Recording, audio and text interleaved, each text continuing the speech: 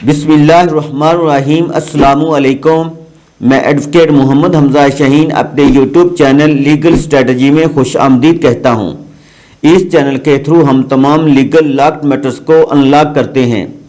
आज के इस लेक्चर में हम यूनियन कौंसिल से निकाहनामा रजिस्ट्रेशन के प्रोसेस को तफसीलन सीखेंगे और समझेंगे कि हम शादी के बाद निकाहनामा को कैसे रजिस्टर्ड करवाते हैं और कंप्यूटराइज करवाते हैं।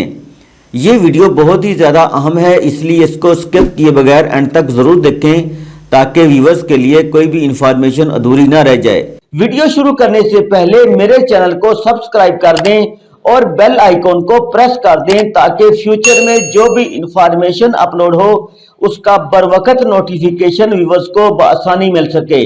तो व्यूअर्स, मुस्लिम फैमिली लॉ ऑर्डिनेंस के सेक्शन 5 के तहत शादी को मुतल्लिका यूनियन कौंसिल में निकाहनामा की सूरत में रजिस्टर्ड करवाना बहुत ही ज़रूरी होता है, क्योंकि निकाह के वक़्त निकाहनामा के टोटल 25 कॉलम को नहायती ध्यान से फिलअप करना होता है।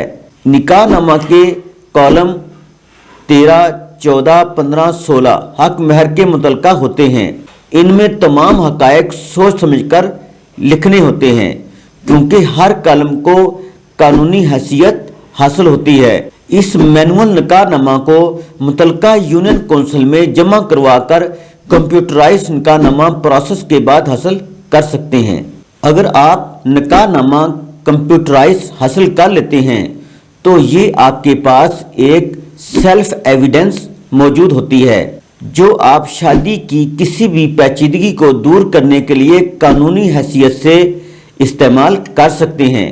अगर आप निकाहनामा को रजिस्टर्ड ही नहीं करवाते तो फैमिली कोर्ट से कोई भी कंपनसेशन आप नहीं ले सकते, क्योंकि निकाहनामा में नानो नफका, हक महर और काफ़ी सारी दूसरी शराइत लिखी होती हैं। इस एविडेंस को हम तब ही फैमिली कोर्ट में चैलेंज कर सकते हैं जब आपके पास ओरिजिनल कंप्यूटराइज निकाहनामा मौजूद होगा। निकाहनामा रजिस्टर्ड ना होने की सूरत में आपकी वाइफ का शनाख्ती कार्ड आपकी ज़ौजियत के साथ बिल्कुल नहीं बनेगा। अगर शोहर निकाहनामा को रजिस्टर्ड नहीं करवाएगा तो खुला या तलाक की सूरत में बीवी फैमिली कोर्ट में बहुत ज़्यादा हक महर को क्लेम कर सकती है, चाहे वो नकदी हो या इमूवेबल प्रॉपर्टी की सूरत में हो। बहुत ज़्यादा अमाउंट की हक महर को कम अमाउंट हक महर को साबित करना रजिस्टर्ड निकाहनामा के बगैर मुमकिन ही नहीं है। अगर शोहर के पास रजिस्टर्ड कंप्यूटराइज निकाहनामा मौजूद नहीं होगा तो बीवी हक महर की सूरत में जो भी क्लेम करेगी तो कोर्ट हक महर को बीवी के लिए डिग्री कर देगी।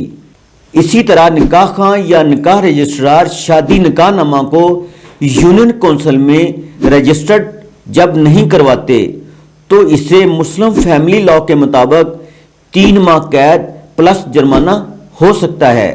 निकाहनामा की रजिस्ट्रेशन के हवाले से तमाम पॉइंट्स को हमने 1 बाय 1 व्यूअर्स के सामने क्लियर कर दिया है।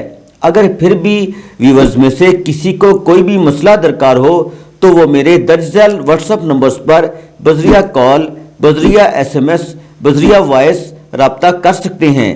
सो फ्रेंड्स, आज हमने कंप्यूटराइज्ड निकाहनामा रजिस्ट्रेशन के हवाले से बात की है।